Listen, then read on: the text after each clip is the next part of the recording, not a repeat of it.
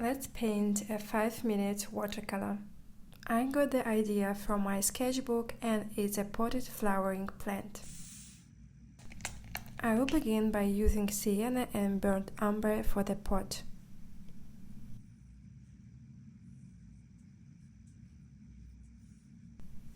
Then I will start with the leaves and greens using light green.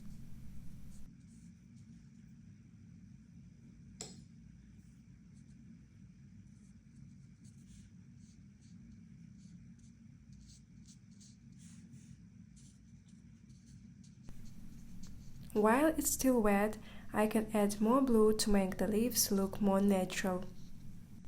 Next, I will paint the flowers red with a touch of crimson.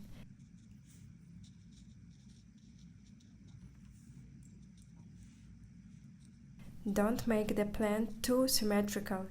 Give it some loose, organic shapes in your painting. Let everything dry. And then add details on dry, including the pot, green parts, and flowers.